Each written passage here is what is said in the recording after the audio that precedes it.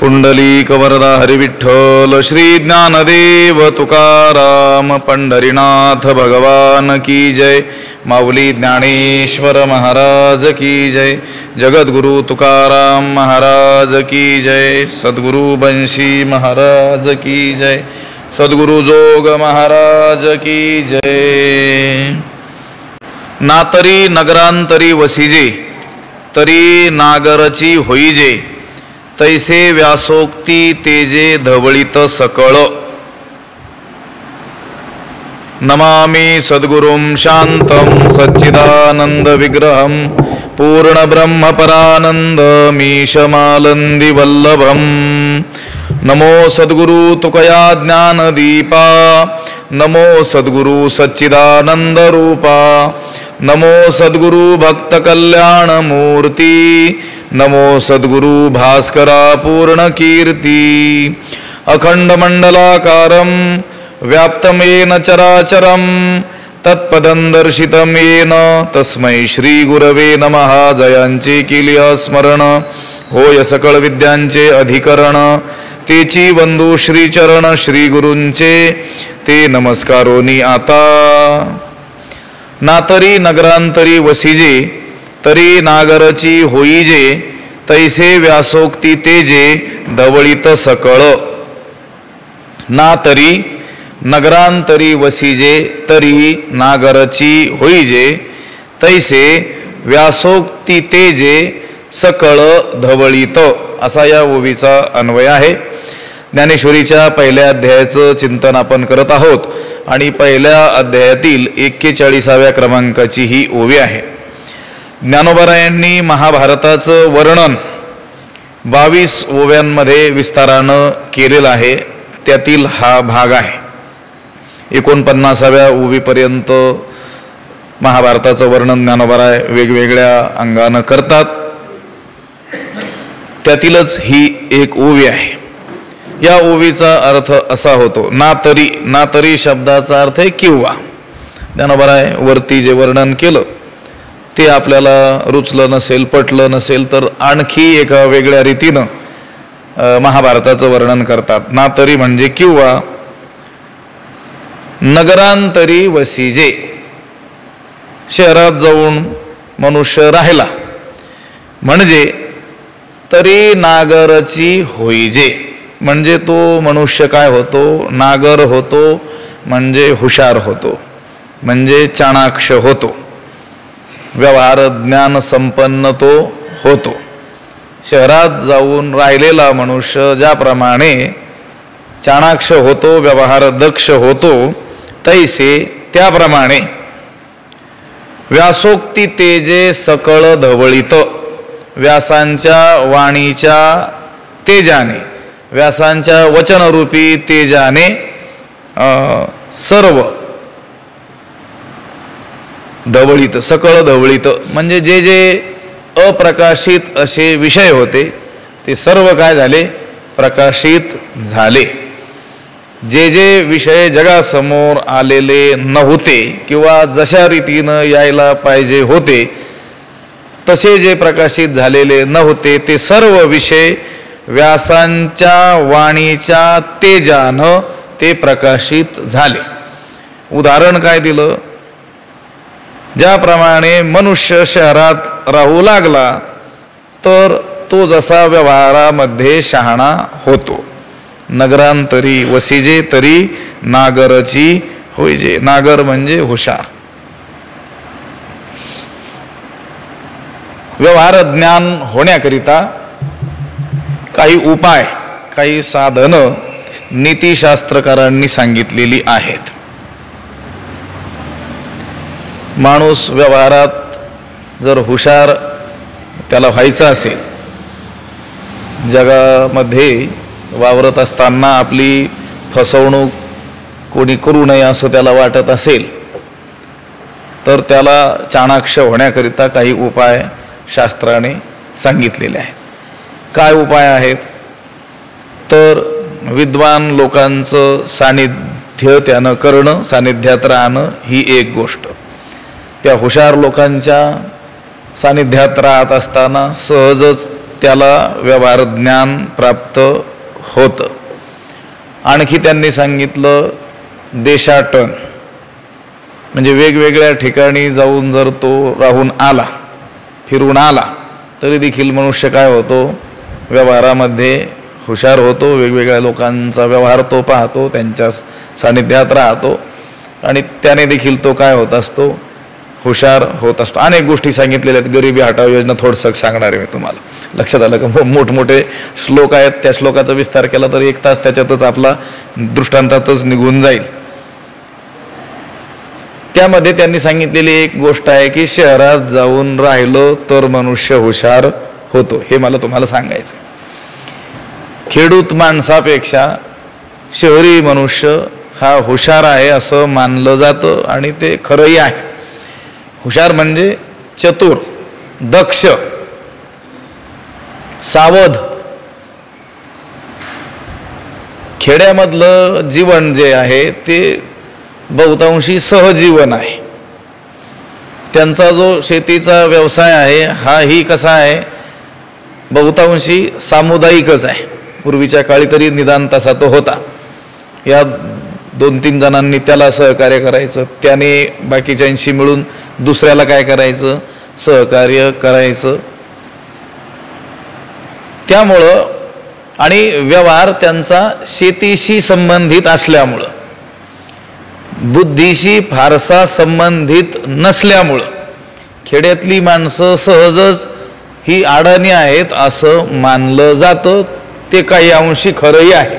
आता या आड्यात कसं बोलावं लागतं, सरळ जर बोललं असतो खेड्यातली माणसं अडाणी असतात तर तो आक्षेप येण्याचा संभव आहे. म्हणून तेच बोलताना मी वेगळ्या रीतीनं बोलतोय. लक्षात आलं का? खेड्यातली लोक म्हणतील आम्ही काय हुशार नाहीत का?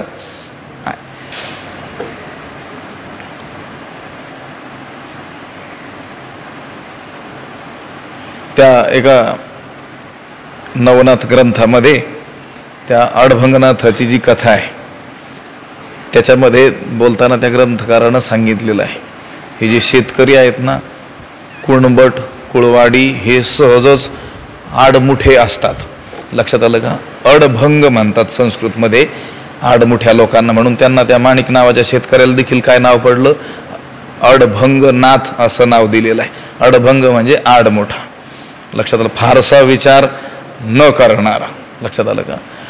पण तोच मनुष्य शहरात जाऊन राहू लागला किंवा त्याच्या सापेक्ष आपण जर शहरातील लोकांचा जर विचार केला तर शहरी माणसं काय असतात, सावध असतात. प्रत्येक व्यवहार हा सावधगिरीनं करतात. कारण शहरामध्ये जे लोक वास्तव्याला आलेले असतात ते काही एका ठिकाणचे नसतात.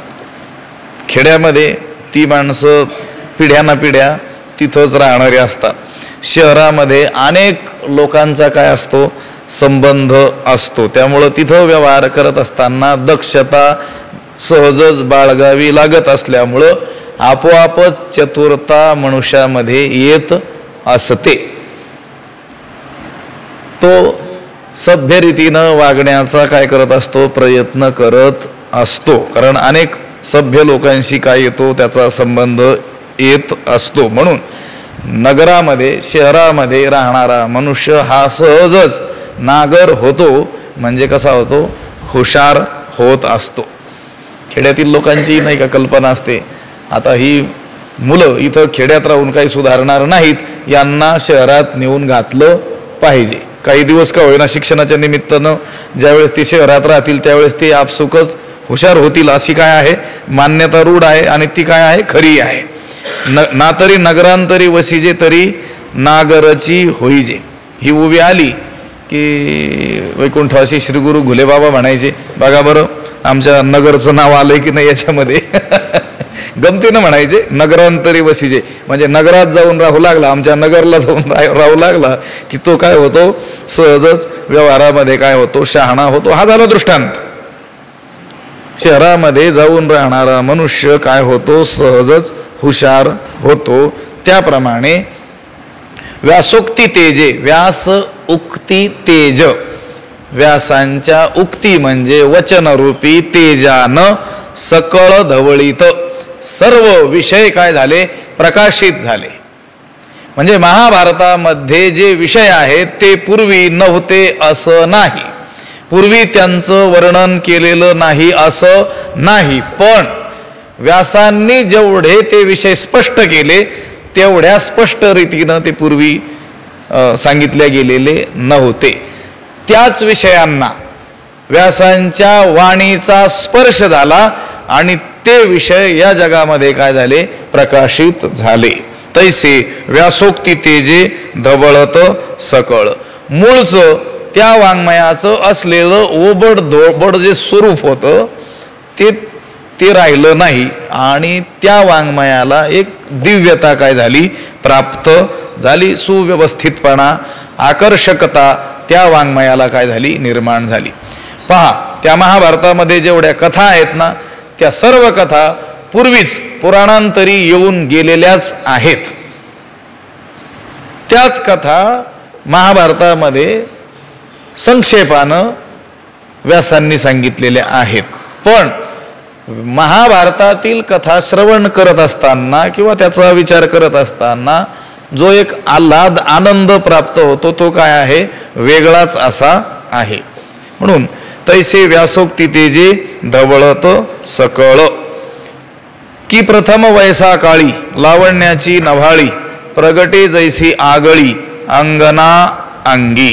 इथंही उदाहरण दिलेलं आहे की जैसी प्रथम वैसा काळी अंगना अंगी लावण्याची नभाळी आगळी प्रकटे, असा त्याचा अन्वय आहे. त्याचा अर्थ असा होतो की म्हणजे किंवा, हे उदाहरण नसलं पटलं तर आणखी एक उदाहरण, किंवा जैसी म्हणजे ज्याप्रमाणे प्रथम वयसा काळी वयाच्या प्रथम अवस्थेमध्ये म्हणजे तारुण्य काळामध्ये अंगना अंगी, अंगना म्हणजे स्त्री, अंग म्हणजे शरीर, त्या स्त्रीच्या शरीरावर लावण्याची नभाळी आगळी प्रकटे, त्या स्त्रीच्या शरीरावर लावण्याची म्हणजे सौंदर्याची, नभाळी म्हणजे नवलाई, आगळी प्रकटे म्हणजे विशेष प्रकट होते. शृंगाररसाचा विषय आहे, त्यांनी सांगितलं, उदाहरण दिलं. ज्याप्रमाणे त्या स्त्रीच्या वयाच्या प्रथम अवस्थेमध्ये, प्रथम वयसाकाळी म्हणजे तारुण्य अवस्थेमध्ये त्या स्त्रीच्या शरीरावर सौंदर्याची एक वेगळीच विशेष नवलाई काय होत असते, प्रकट होत असते.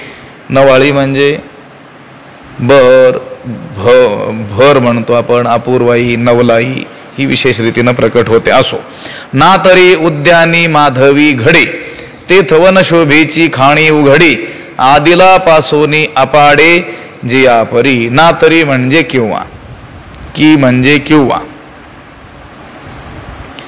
का म्हणजे सुद्धा किंवा, अथवा. ज्ञानोबराय म्हणतात हे नसलं पटलं तर आणखी एक सांगतो म्हटले. ना तरी उद्यानी माधवी घडे, उद्यानी म्हणजे बगीचात, माधवी शब्दाचा अर्थ आहे वसंत काळ. त्या बगीच्यामध्ये, त्या बागेमध्ये वसंत काळ आला म्हणजे मग काय होतं, तेथ जियापरी आदिलापासून अपाडे. तेथे त्या उद्यानामध्ये वसंत काळाने प्रवेश केल्यानंतर ज्याप्रमाणे आदिलापासून, आदी म्हणजे पहिल्यापासून, अपाडे अधिक अशी वनश्रीची काय उघडते, खाणच उघडते. बगीचा अगोदरच सुशोभित असतो, पण त्या बगीच्यामध्ये, त्या बागेमध्ये ज्या वेळेस वसंत काळ काय करतो, प्रवेश करतो, त्यावेळेस तेथे त्या वनश्रीची खाण ही पहिल्यापासून अधिक चांगल्या रीतीने काय होते, प्रकट होते. पूर्वीपेक्षाही अधिकच वनशोभेची खाण काय होते, प्रकट होते. कधी, बागेमध्ये वसंताचा ज्या वेळेस काय होतो, प्रवेश होतो. जैसे ऋतुपतीचे द्वार वनश्री निरंतर ओळगे फळभार लावण्येसी. या वसंत ऋतूचं उदाहरण ज्ञानोबरायांनी ज्ञानेश्वरीमध्येही अनेक ठिकाणी दिले. अमृतानुभवामध्ये देखील या वसंताचं उदाहरण आपल्या श्रीगुरूंना. आता उपाय वन वसंतू, जो आज्ञेचा आहे व तंतू, अमूर्तची परिमूर्तू कारुण्याचा. अमृतानुभवाच्या दुसऱ्या प्रकरणामध्ये, दुसरं प्रकरण श्रीगुरु वर्णन आहे. श्रीगुरूंचं वेगवेगळ्या अंगाने जे वर्णन केलं तेथे सुद्धा श्रीगुरूंना वसंत म्हटलेलं आहे. कोणता वसंत? उपाय रूपी वनातील वसंत. साधक मोक्षप्राप्तीकरिता जे जे उपाय करतात ते उपाय म्हणजेच जणू कुणी एक वन, आणि त्या वनातील वृक्षांना फळ लागण्यासाठी आवश्यक असलेला वसंत काळ म्हणजे आमचे श्रीगुरु. उपाय करणं त्या साधकाच्या हातात असलं, ज्याप्रमाणे झाडं लावणं आपल्या हातात असलं, त्याची जोपासना करणं आपल्या हातात असलं, त्याचं संरक्षण करणं आपल्या हातात असलं, तरी त्याला फळं लागणं आपल्या हातात नसून ते सर्वस्वी वसंत ऋतूच्या आगमनावर ज्याप्रमाणे अवलंबून असतं, त्याप्रमाणे साधना करणं, आक्रमून जाणं, त्या साधनापथानं चालणं साधकाच्या हातात असलं तरी देखील त्या साधनेला फळ प्राप्त होणं हे त्याच्या जीवनात ज्यावेळेस श्रीगुरु रूपी वसंताचा प्रवेश होतो त्याच्यावरच काय आहे? अवलंबून आहे. तिथं वसंत म्हटलेलं आहे. कोणाला? श्रीगुरूंना. असं वसंताची उदाहरणं ज्ञानोबरायांनी ज्ञानेश्वरीत अमृतानुभवामध्ये सर्वत्र काय केले आहेत? दिलेली आहेत. इथं उदाहरण ज्ञानोबा देतात की ज्या वेळेस त्या उद्यानी म्हणजे बागेमध्ये माधवी घडे त्या वसंताचा ज्यावेळेस प्रवेश होतो त्यावेळेस तेथे वनशोभेची खाणी उघडे. आदिलापासून पूर्वीपेक्षा देखील अधिकच वनशोभेची खाण काय होते? ज्याप्रमाणे प्रकट होते. आता ही सगळी उदाहरणं सांगून मग काय करणार आहेत? एक सिद्धांत ज्ञानोबराय सांगणार आहेत. नाना घनीभूत सुवर्ण जैसे न्याहाळिता साधारण मग अलंकारी बरवेपण निवाड दावी. पुन्हा उदाहरण दिलं. नाना म्हणजे अथवा. पहिलं उदाहरण नसलं लक्षात आलं, आणखी एक उदाहरण. अथवा घनीभूत जैसे घनीभूत सुवर्ण न्याहाळिता साधारण दिसे मग अलंकारी बरवेपण निवाडू दावी. ज्याप्रमाणे अथवा, नाना म्हणजे अथवा, जैसे म्हणजे ज्याप्रमाणे, घनीभूत सुवर्ण सोन्याचा गोळा, लगड. लक्षात आलं का? भरीव असं सोनं लगडीच्या रूपात जर आपण न्याहाळिता साधारण दिसे बघितलं तर ते चित्ताकर्षक न वाटता कसं दिसतं? सामान्य दिसतं. लक्षात आलं का? कोण्यातरी धातूची अशी एखादी विटेसारखा पदार्थ असावा तसंच ती सोन्याची लगड आपल्याला दिसते. कधी कोणत्या अवस्थेत त्या सोन्याला पाहिलं तर? त्या लगडीच्या रूपात जर पाहिलं तर ते चित्ताकर्षक वाटत नाही, सामान्य रूपात ते दिसतं. मग अलंकारी बरवेपण निवाड दावी. आणि मग म्हणजे कधी? ज्यावेळेस तेच सोनं ज्यावेळेस अलंकारात परिणत होतं त्यावेळेस ते आपला उत्कृष्ट सुंदरपणा दाखवित असतं. कोण? सोनंच. कोणतं सोनं? जे अगोदर पाहिलं असता साधारण दिसे, लगडीच्या रूपामध्ये, त्या बिस्किटाच्या रूपामध्ये जर पाहिलं तर कसं दिसतं? साधारण दिसतं. पण तेच सोनं ज्या वेळेस अलंकारामध्ये रूपांतरित होतं त्यावेळेस ते अधिकच काय दिसत असतं? आकर्षक दिसत असतं. नाना घनीभूत सुवर्ण जैसे न्याहाळिता साधारण मग अलंकारी बरवेपण निवाड दावी. तसं जर नसतं, केवळ सोनं धारण करणं हेच आवडत असतं तर लोकांनी त्या सोन्याचे गोळे ते बिस्किटच काय केले असते? गळ्यात घातले असते. आमच्या अण्णा सांगायचे, जगन्नाथ अण्णा, दागिने म्हणजे जणू आमच्या माता मावल्यांचा मोक्षच. लक्षात आलं का? त्यांना दागिने प्राप्त झाले की मोक्ष प्राप्तीचाच काय होतो म्हटले? आनंद होत असतो. लक्षात आलं का? वेगवेगळे दागिने, वेगवेगळ्या अवयवांना धारण करण्याचे वेगवेगळे दागिने, त्याच्यातही पुन्हा ते वेगवेगळ्या तऱ्हेने बनवलेले. हातात घालण्याचे दागिने पायात घालण्याच्या दागिन्याहून वेगळे, पण त्या हातात घालण्याच्या दागिन्याचाही एक प्रकार नाही, त्याच्यातही पुन्हा वेगवेगळे काय प्रकार. ते दागिन्याच्या रूपामध्ये ज्यावेळेस सोनं पाहिलं जातं त्यावेळेस काय होतो, चित्ताला अधिकच आनंद होतो. आता हे झालं ठीक आहे, तर आपल्यासाठी बोलले, चोरांसाठी काही ही ओवी नाही आहे. त्यांना घनीभूत सुवर्ण पाहिलं तरी साधारण दिसत नाही आहे ते, किंवा सुवर्णकार जो आहे त्याच्यासाठी सुद्धा ही ओवी नाही आहे. तो म्हणेल हे काय बरोबर नाही आहे. नाना घनीभूत सुवर्ण जैसे न्याहाळीता साधारण, मला तर काही साधारण वाटत नाही, मला तर ते किती ग्रॅम आहे एवढंच काय आहे माझं लक्ष आहे. लक्षात आलं का? पण आपण जी सर्वसामान्य माणसं आहोत की ज्यांना काय आहे, दागिन्याची प्रचंड काय आहे आवड आहे, महात्म्यासाठी सुद्धा ही ओवी नाही आहे.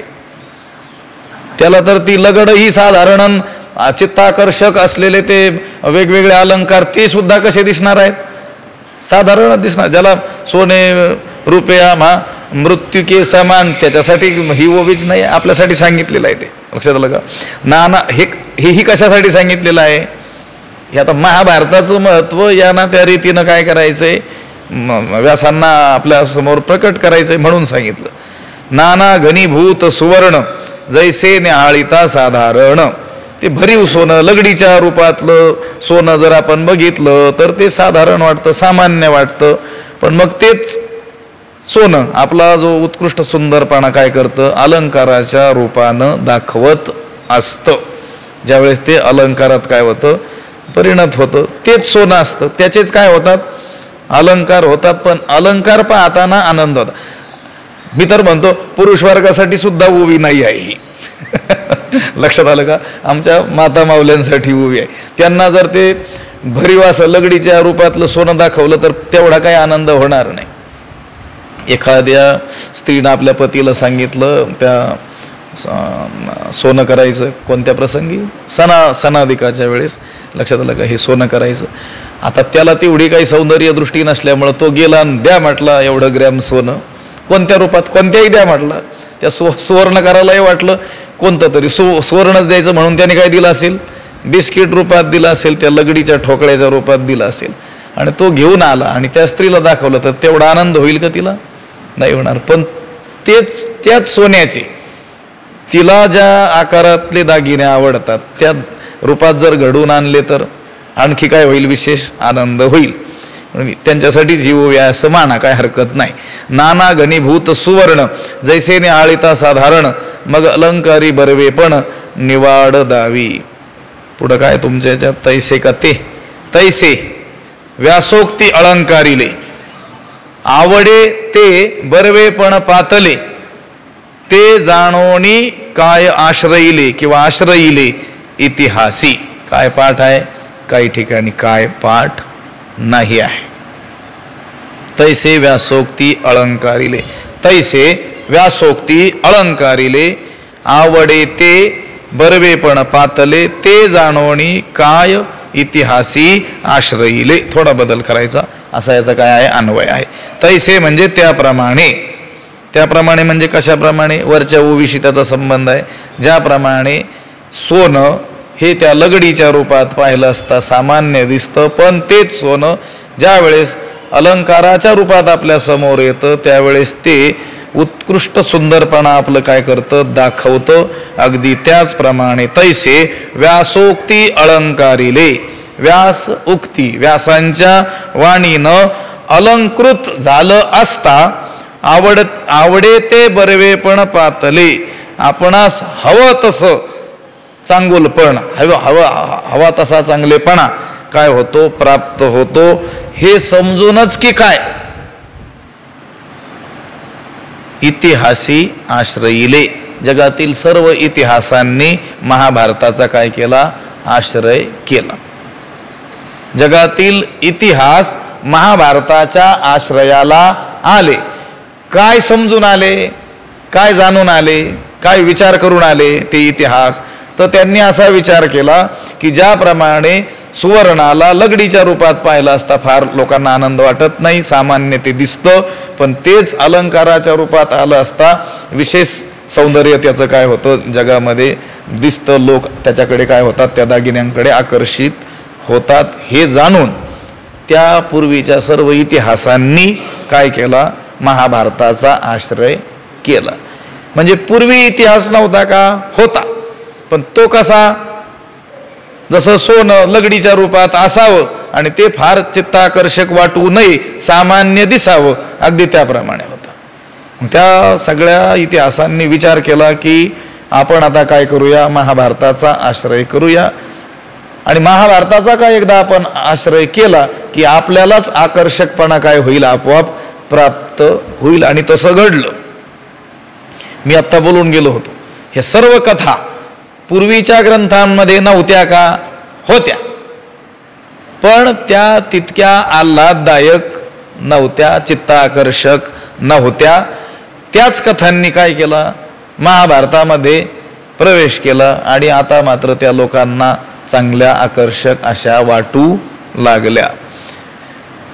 तैसे व्यासोक्ती अलंकारिले, कारण त्यांना अलंकारिलं कोणी? व्यासांच्या वाणीनं. कारण आता त्या कथा बाहेर पडल्या वाणीतून, कुणाच्या? व्यासांच्या. लक्षात आलं का? कुणाच्या मुखातून ती वाक्य आलेली आहेत याला फार महत्व आहे. ते वाक्य काय आहेत यापेक्षा देखील ते कुणाच्या मुखातून आलेले आहेत याला जास्त महत्व असतं. हे आता आपण रोज सभा झालेल्या पाहतो, त्या सभेतील वक्ते लोक भाषण करताना आपण पाहतो, ऐकतो. सगळेच जण भाषणाच्या आरंभाला येथे जमलेल्या माझ्या बंधू आणि भगिनींनो असं म्हणताना देखील आपण ऐकतो. पण हीच वाक्ये ज्यावेळेस स्वामी विवेकानंदांच्या मुखातून शिकागो धर्म परिषदेमध्ये निघतात त्यावेळेस त्या वाक्याला विशेष किंमत प्राप्त झालेली असते. लक्षात आलं का? रोजच वक्ते बोलतात माझ्या बंधू आणि भगिनींनो. काय किंमत आहे त्या माझ्या बंधू आणि भगिनींनो म्हणण्याला? कारण त्याच्या अंतःकरणामध्ये समोर बसलेल्यांप्रती तसा खरा भाव नसतोच बंधुत्वाचा. लक्षात आलं का? आपणही प्रतिज्ञा शाळेमध्ये असते की नाही? भारत माझा देश आहे, सर्व भारतीय माझे बांधव आहेत. पण भावना असते का तशी?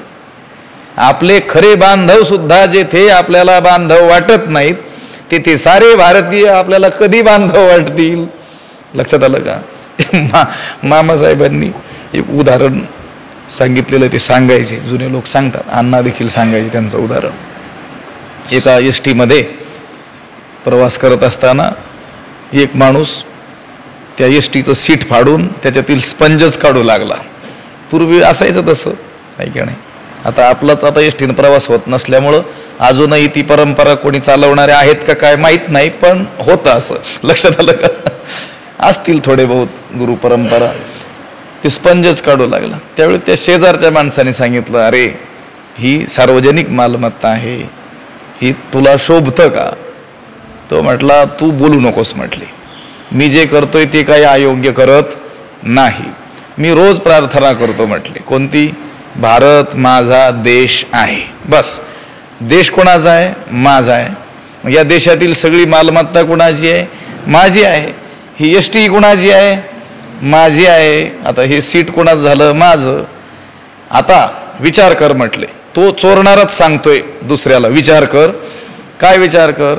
ही सगळी संपत्ती जर आपली असेल आणि ती जर वाटून घेतलीच तर एवढा स्पंज नक्कीच माझ्या वाट्याला येईल म्हटले. आणि मग माझंच मी घेतोय, तुझ्या पोटात का दुखतंय? लक्षात आलं? आपल्या बोलण्याला काही अर्थ नसतो, कारण आपली तशी भावना नसते. म्हणून वाक्य कुणाच्या मुखातून आलेले आहेत त्यावर त्या वाक्यांची किंमत ठरत असते. अनेक वेळेस आता बोलता बोलता आम्ही बोलत नाही का, घुले बाबा असं म्हणत होते. आता तेच वाक्य आम्ही सहज बोलून गेलो तर त्याला तेवढं महत्त्व राहणार नाही. पण ते मोठ्यांच्या मुखातून आलेलं असल्यामुळं त्यांचं नाव घेऊन आम्ही ज्या वेळेस बोलतो त्यावेळेस ते आदरानं स्वीकारल्या जातं. कुणाकडून? श्रोत्यांकडून. त्या भामतिकार वाचस्पतींचं एक वचन आहे पहा.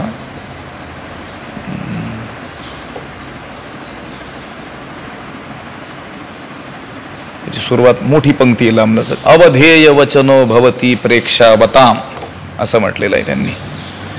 श्रद्धा वचन ठरतं श्रोत्यांकडून. श्रोते त्या वचनाला कोणतं वचन मानतात? श्रद्धा वचन. म्हणजे ज्या वचनावर श्रद्धा ठेवावी असं वचन श्रोत्यांच्या दृष्टीनं ते ठरतं. जर ते थोरा मोठ्यांच्या मुखातून आलेलं असेल तर. आता तेच वाक्य पूर्वीच्या काळात काही लोक होऊन गेलेले बोलले नाहीत का? अनेक वेळेस बोललेले असतात. त्याचप्रमाणे हे जे इतिहास आहेत हे पूर्वी काही सांगितलेले नाहीत का? सांगितलेले आहेत. पण तोच इतिहास ज्यावेळेस व्यासांनी सांगितला, व्यासांच्या वाणीचा स्पर्श त्या इतिहासाला झालेला असल्यामुळं त्याच्यामध्ये अधिक आकर्षकता निर्माण झाली. उदाहरण काय दिलं तर सोन्याची जर लगड पाहिली तर ते कसं दिसतं? साधारण दिसतं. पण तेच सोनं अलंकारात रूपांतरित झालं असता ते चित्ताला आकर्षक करणारं ठरतं. लोक त्याच्याकडे आवर्जून काय करतात? पाहतात. लक्षात आलं का? अगदी त्याचप्रमाणे ही गोष्ट जाणून त्या इतिहासांनी काय केलं? महाभारताचा आश्रय केला. ते व्यासोक्ती अलंकारिले, आवडे ते बरवेपण पातले. आणि व्यासांच्या वचनांनी त्यांना अलंकृत केलेलं असल्यामुळं त्या विषयांना चांगलेपणा प्राप्त झाला. आवडे ते कोणत्याही विषयांना. व्यासांनी जो जो विषय वर्णिला त्या त्या विषयाला चांगलेपणा प्राप्त झाला. व्यासांच्या वाणीचा स्पर्श ज्या विषयाला झाला ते विषय या जगामध्ये काय झाले? प्रख्यात झाले. ते तैसे व्यासोक्ती अलंकारिले, आवडे ते बरवेपण पातले. ते जाणोनी काय आश्रयिले? इतिहासी. नाना पुरतीये प्रतिष्ठे लागी, सानीव धरुनी अंगी. पुराणे आख्यान रूपे जगी, भारता आली. नाना नाना नाना शब्द आला की अथवा किंवा आणखी सांगतात ज्ञानोबा आहे. नाना पुरतीये प्रतिष्ठे लागी, नाना जगी पुरतीये प्रतिष्ठे लागी. पुराणे अंगी सानीव धरुनी, आख्यान रूपे भारता आली. ही जी उभी आहे ना, ही मला आपल्या गुरुवर्य वैकुंठवासी कृष्णदेवांनी वेगळ्या रीतीनं सांगितली होती. वेगळ्या रीतीनं म्हणजे वेगळ्या कारणासाठी सांगितली होती. त्याच्यातून तो भाव निघतोच आहे. त्यांनी सांगितलं होतं, जगामध्ये आपल्याला खरी प्रतिष्ठा प्राप्त व्हावी असं जर कोणाला वाटत असेल तर त्याने अगोदर आपल्या अंगी लहानपणा धारण करायचं शिकलं पाहिजे. जो स्वतःला लहान मानतो त्यालाच लोक महान मानत असतात. लक्षात आलं का? मोठं मानलं पाहिजे कोणी? लोकांनी. ते लोकांवर सोडून द्या.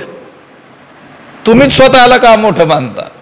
लक्षात आलं का? मोठं मानलं पाहिजे. कोणी मानलं पाहिजे? लोकांनी ना. तो लोकांचा विषय आहे. कधी मानतील लोक? त्यांना वाटेल त्यावेळेस मानतील. कधी वाटेल त्यांना? तुम्ही खरे मोठे व्हाल त्यावेळेस वाटेल. खरे मोठे कधी व्हाल तुम्ही? ज्यावेळेस तुम्ही लहानपणा धारण कराल त्यावेळेस. हा जगाचा काय आहे? नियमच आहे. आणि आता सगळ्याच क्षेत्राची समीकरणं आता बदलत चाललेली आहेत. आता आपला विषय राजकारण हा काही विषय नसतो, पण पूर्वीच्या काळी धाक दडपशाही इत्यादी गोष्टींना काही काळ स्थान असेलही. पण आताचा जो काळ आहे ना, जो खरोखर नम्र आहे, लीन आहे, त्याच माणसाला लोक डोक्यावर घेत असतात. आता पूर्वीचा काळ गेला. एकानं सांगायचं आणि सगळ्या लोकांनी त्याची आज्ञा पाळायची. हा काळ काय आता राहिलेला नाही. लोक एका क्षणात एखाद्याला प्रसिद्ध करतात आणि एका क्षणात अतिप्रसिद्ध असलेल्या माणसाला काय करतात? त्याचं बदनामी करून टाकतात. कशाच्या माध्यमातून? हे काय चालू आहे याच्या माध्यमातून. लक्षात आलं का? खूप प्रसिद्धी त्याने आयुष्यभर कष्ट करून मिळवलेली असेल, पण एखादं अनुचित वाक्य त्याच्या मुखातून कधी काही तसा प्रसंग घडल्यानंतर निघाला असेल तर तेवढंच घेऊन लोक म्हणतात, बघा यांना बोलता सुद्धा व्यवस्थित येत नाही. आणि एखादा मनुष्य त्याला प्रसिद्धही रातोरात काय करून टाकतात? प्रसिद्ध करून टाकतात. आता ती प्रसिद्धी किती खरी किती खोटी तो भाग जरी वेगळा असला तरी व्यवहारावर मात्र ती परिणाम करणारी ठरते. ही गोष्ट काय आहे? खरी आहे. मला एवढंच सांगायचं की जो नम्र मनुष्य असतो, नम्र झाला भूता तेने कोंडिल्या, साक्षात भगवंताला सुद्धा तो आपल्या हृदय कपाटात कोंडण्याचं सामर्थ्य ठेवतो. कोण? जो नम्र झालेला आहे. हा भाव त्यांनी मला सांगितला होता बाबांनी. नाना पुरती प्रतिष्ठे लागी, नाना म्हणजे अथवा, जगी जगामध्ये पूर्ण मोठेपणा, पुरती प्रतिष्ठा, पूर्ण मोठेपणा आपल्याला मिळावा म्हणून पुराणांनी काय केलं? स्वतःच्या ठिकाणी लहानपणा घेऊन आख्यान रूपानं ती भारती आली, या महाभारताच्या आश्रयाला आली. पुराण म्हटल्यानंतर त्यांची श्लोकसंख्या लाखाच्या घरातच आहे. लक्षात आलं का? त्यांचं कलेवर त्यांचं आकार खूप दांडगा. कुणाचा? पुराणांचा. पण तरी देखील त्या पुराणांना खरी प्रतिष्ठा नव्हती. प्रतिष्ठा होती, पण इथं पूर्ती शब्द घातलेला आहे तो ज्ञानोबरायांनी. लक्षात आलं का? ज्ञानोबराय बरोबर अचूकपणे त्या शब्दांची योजना करतात. असं काही नाही की पुराणांना पूर्वी प्रतिष्ठा नव्हती, होती, पण पुरती प्रतिष्ठा प्राप्त व्हावी, पूर्ण मोठेपणा, खरा मोठेपणा प्राप्त व्हावा म्हणून त्या पुराणांनी काय केलं? स्वतःच्या ठिकाणी लहानपणा घेऊन, अंगी सानीव धरुणी, स्वतःच्या ठिकाणी लहानपणा घेतला आणि ती सर्व पुराण काय झाली? आख्यान रूपे भारता आली. आख्यानाच्या रूपाने भारता आली, भारताकडे आली, महाभारताच्या आश्रयाला आली. महाभारतामध्ये जेवढी काही आख्यानं सांगितलेली आहेत ती सर्व आख्यानं म्हणजेच त्या महान कलेवर असलेल्या पुराणांनी घेतलेला लहानपणा आहे. संक्षेपानं म्हणजे आपल्याला महाभारताचा जर अभ्यास आपण केला तर सर्व पुराणांचा देखील काय होतो? अनायासेच अभ्यास होऊन जातो. कारण त्या पुराणांनीच अंगी लहानपण धारण करून महाभारताचा काय केला? आश्रय केला. मोठेपणा त्यागायला कोणी तयार असतं का? एकतर सगळं मोठेपणासाठीच चाललेलं असतं. बऱ्याचशा गोष्टी मानो ही महताम धनम, मोठे लोक मानालाच धन समजत असतात. लक्षात आलं का? जे कनिष्ठ असतात ते धनमिच्छन्ति म्हटलेलं आहे, धनाची इच्छा करतात. मानमिच्छन्ति मध्यमाहा, मानाच मध्यम लोक काय करतात? नाही, महान लोक मानाची इच्छा करतात असा तिचा अर्थ आहे. मानो ही महताम धनम. काही लोक दुसऱ्या कोण्या गोष्टीची इच्छा करत असतील, त्यापेक्षा काही लोक धनाधिकाची इच्छा करत असतील. धनम मानंच मध्यमाहा असं सांगितलेलं आहे. मध्यम लोक धनही पाहिजे, मानही पाहिजे, मानही पाहिजे, धनही पाहिजे, मान धनही पाहिजे. लक्षात आलं का? अशी इच्छा करतात दोन्ही शब्द असल्यामुळं. पण मानो ही महतान धनम, पण महान लोक फक्त मानाची काय करतात? इच्छा करतात. मोठेपणासाठीच सर्व जर गोष्टी असतील तर आपल्याला प्राप्त असलेला मोठेपणा त्याचा त्याग माणसं करतील का? नाही करणार. पण आपल्याला प्राप्त असलेल्या मोठेपणाचा त्याग केल्यानं आणखी मोठेपणा जर प्राप्त होत असेल तर नक्की करतील. लक्षात आलं का? तसं पुराणांना मोठेपणा होताच, पण त्या पुराणांना वाटलं आपल्याला पुरती प्रतिष्ठा नाही आहे, म्हणून ती पुरती प्रतिष्ठा, खरी प्रतिष्ठा, खरा मोठेपणा प्राप्त व्हावा म्हणून त्यांनी काय केलं? अंगी सानीव धरुणी, अंगी काय केलं? लहानपणा धारण केला. लहानपणा धारण केला म्हणजे त्यांचं कलेवर काय झालं? छोटं झालं. तिथं लक्षावधी श्लोक संख्येमध्ये विस्तारानं ती पुराणं आलेली होती. त्या पुराणांनी काय केलं?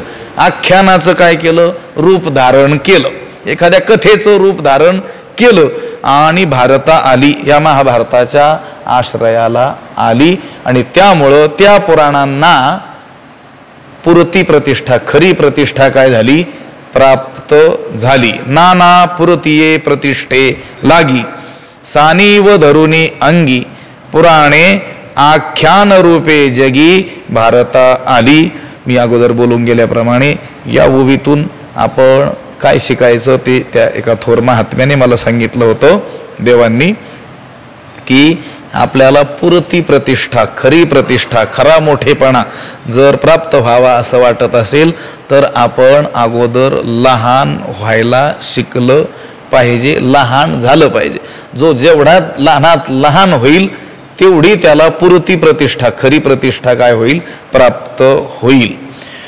नानापुरती प्रतिष्ठे लागी सानेव धरुणी अंगी पुराणे आख्यान रूपे जगी भारता आली म्हणूनी महाभारती नाही ते नोहेची लोकी तिही येणे कारणे म्हणिपे पाही व्यासोच्छिष्ट जगत्रय. म्हणूनी महाभारती नाही, म्हणूनी जे महाभारती नाही ते ती लोकी नोहेची येणे कारणे व्यासोच्छिष्ट जगत्रय म्हणिपे पाही. म्हणूनच हे असं सगळं आहे. म्हणूनच जे महाभारती नाही, जे महाभारतात नाही ते तिही लोकी नोहेची, ते या त्रैलोक्यातही नाही. या कारणामुळंच येणे कारणे, या कारणामुळंच व्यासोच्छिष्ट जगत्रय अशी उक्ती संस्कृत जगतामध्ये प्रसिद्ध आहे. व्यासोच्छिष्टम जगत्रयम. व्यास हे सर्व जग व्यासांचं काय आहे, उष्ट आहे असं म्हटलं जातं. पाही, विचार कर, समज, तू समजून घे. म्हणून महाभारती जे नाही, जे महाभारतामध्ये नाही ते या त्रैलोक्यातही नाही. जे महाभारतात आहे ते त्रैलोक्यात आहे, त्रैलोक्यात जे आहे ते सगळंच महाभारतामध्ये आहे. या कारणामुळंच या महाभारता ती उक्ती प्रसिद्ध आहे, व्यासोच्छिष्ट जगत्रय. व्यासांचं उष्ट, उष्ट उष्ट कशाला म्हणतो आपण, कोणत्या वस्तूला, ज्याला कोणाच्या तरी मुखाचा काय झालेला आहे, स्पर्श झालेला आहे, त्या वस्तूला, त्या खाद्यपदार्थाला आपण काय म्हणत असतो, ही गोष्ट काय आहे, उष्टी आहे. नवीन नसलेलं त्याला काय म्हणतात, उष्ट. उसनं घेतलेलं त्याला देखील काय म्हणतात, उष्ट.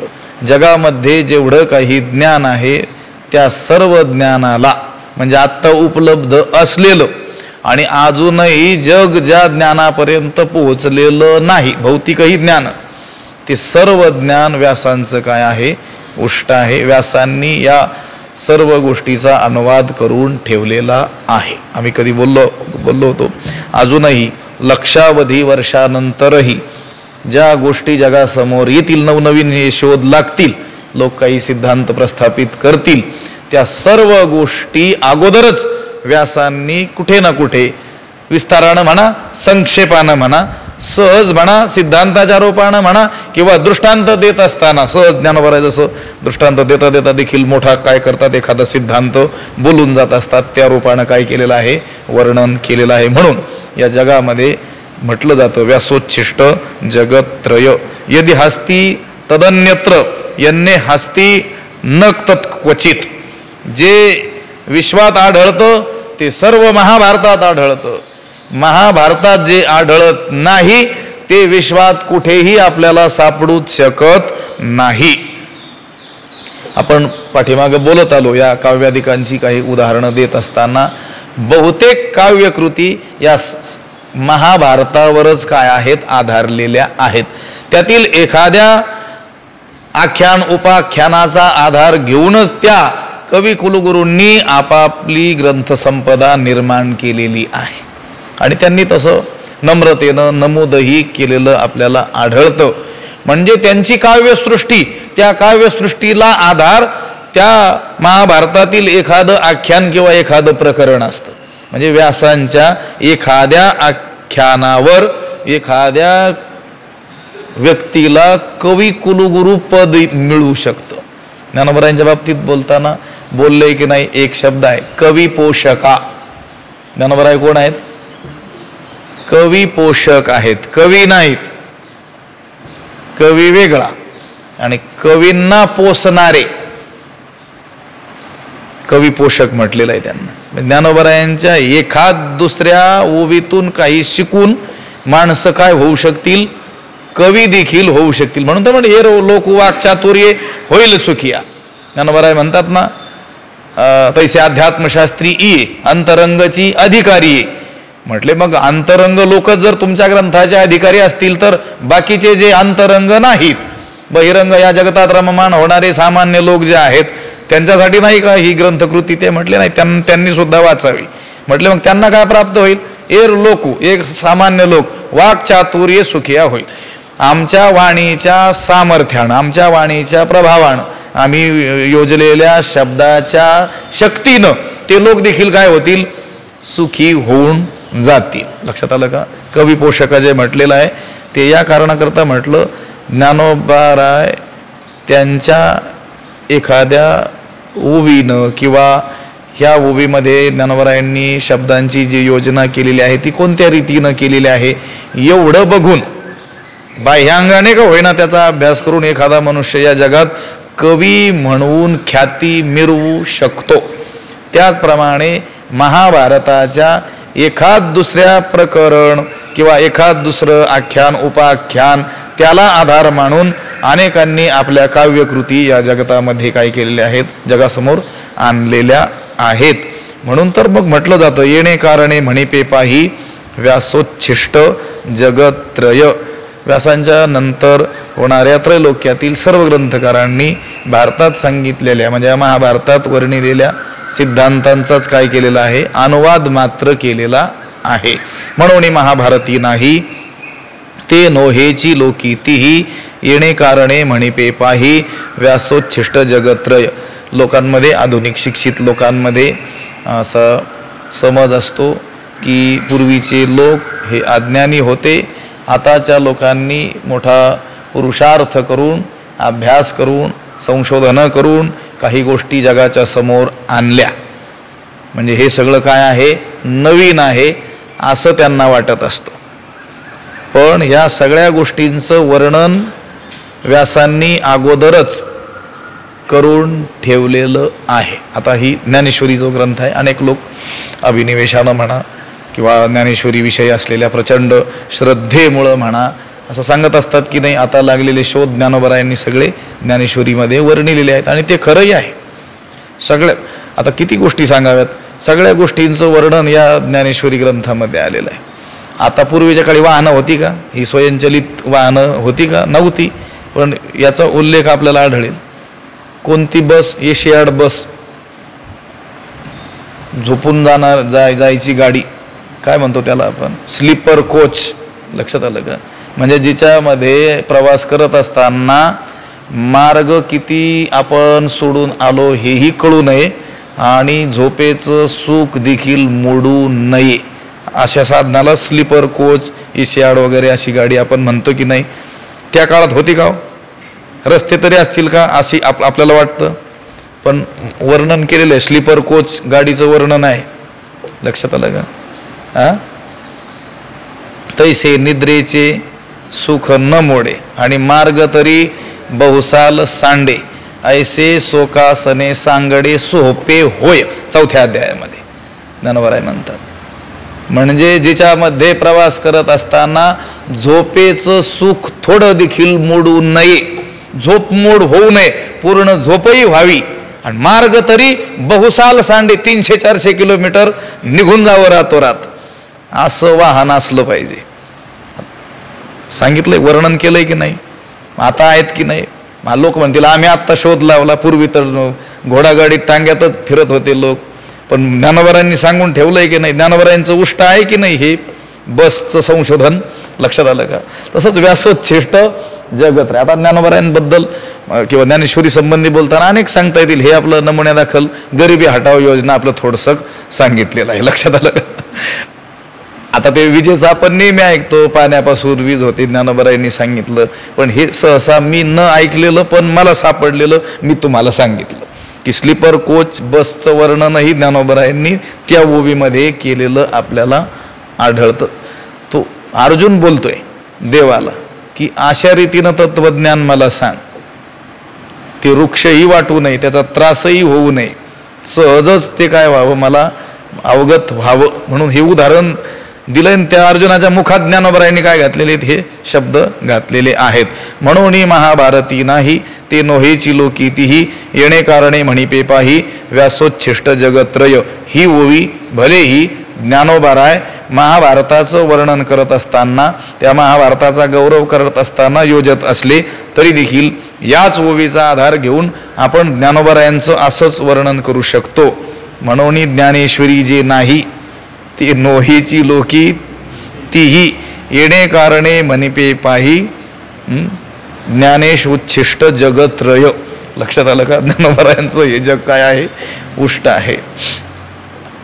त्या संक्षेप शास्त्र ग्रंथाच्या आरंभाला सर्वज्ञत्व मुनींनी भगवान शंकराचार्यांना नमन केलेलं आहे, वंदन केलेलं आहे. आणि त्यांचा गौरव करताना ते म्हणतात की ही सरस्वती देखील धन्य झाली, कारण श्रुतीला, वेदाला भगवान शंकराचार्यांसारखा भाष्यकार मिळाला.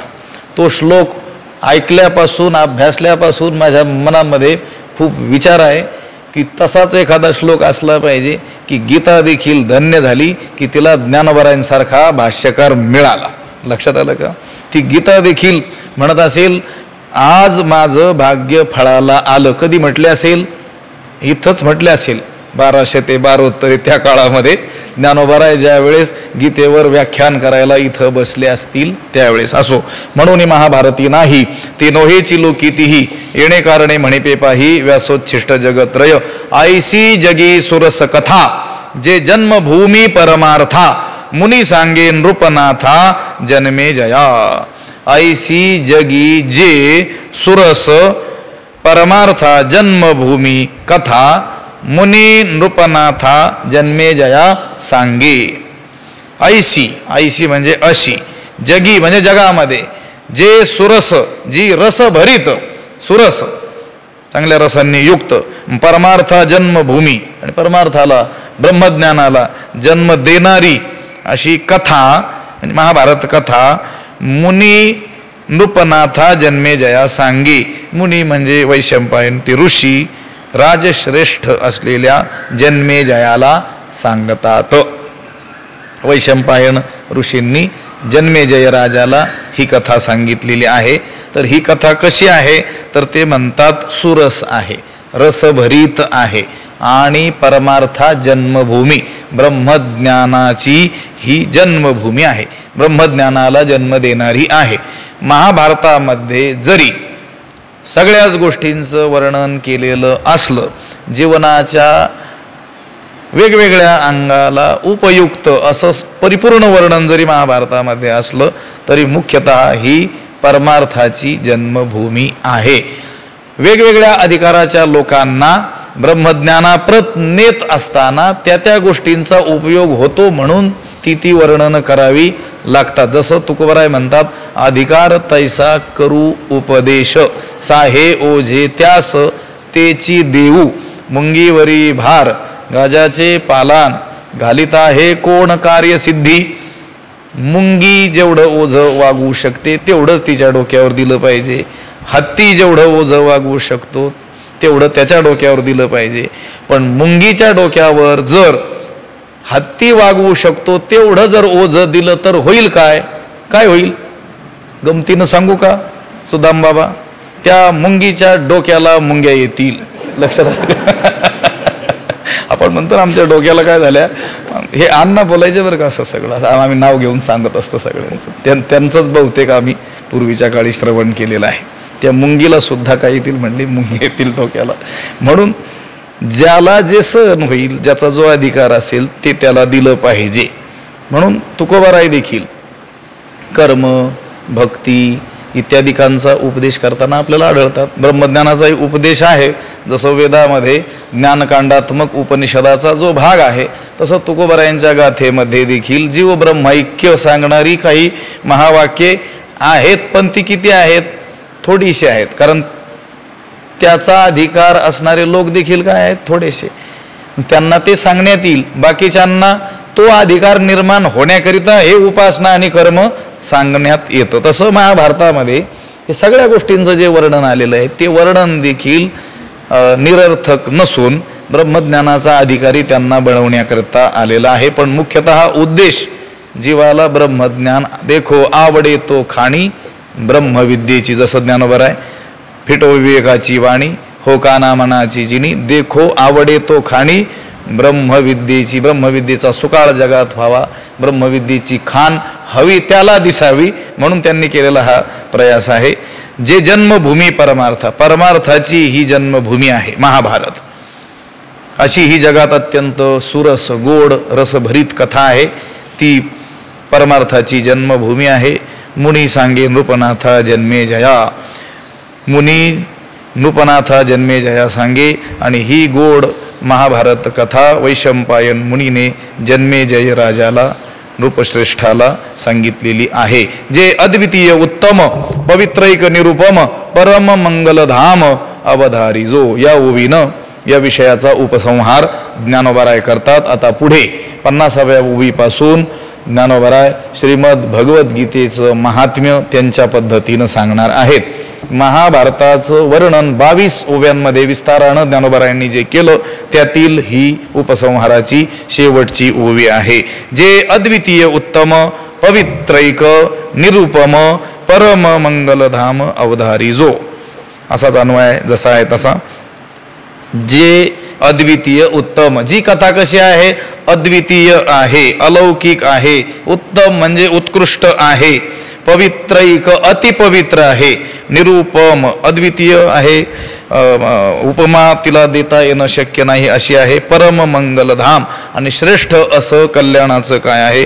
ठिकाण आहे. अवधारी जो, आपण ती काय करावी? श्रवण करावी. महाभारत कथा कशी आहे ते या ओवीमध्ये अनेक पदांच्या द्वारे सांगितलेलं आहे. अद्वितीय आहे, उत्तम आहे, पवित्रैक आहे, निरुपम आहे आणि परम मंगलधाम, श्रेष्ठ असं मांगल्याचं हे स्थान आहे. आता एका एका पदावर किती दिवस बोलता येणं शक्य आहे, पण केवळ बोलायचं नाही, आपल्याला त्याच्यावर त्याचा भाव जाणून आपल्याला काय करायचं, पुढे जायचं. जे अद्वितीय उत्तम, अद्वितीय सर्वश्रेष्ठ, न द्वितीय अद्वितीय, ज्याला द्वितीय नाही, दुसरी जोड नाही, अशी ही काय आहे? कथा आहे. ज्याच्यासारखं दुसरं काव्य दुसरा ग्रंथ या जगात नाही अशी ही महाभारत कथा आहे. अतुलनीय आहे. काय म्हटले ते? निरुपम, उपमा म्हणजे ह्या गोष्टीसारखी ही कथा आहे अशी उपमा देता येणं शक्य नाही. आणि परम मंगलधाम, श्रेष्ठ असं कल्याणाचं काय आहे? ठिकाण आहे. परमात्मा हाच परम मंगलधाम आहे आणि त्याच्या प्राप्तीची साधनं सांगणारा हा ग्रंथ असल्यामुळं सर्व कल्याणकारक गोष्टीचं हा ग्रंथ अधिष्ठान आपोआपच ठरतो. जे अद्वितीय उत्तम पवित्रैक निरुपम परम मंगलधाम अवधारी जो, ही गोष्ट हे श्रोते हो अवधानपूर्वक ऐका.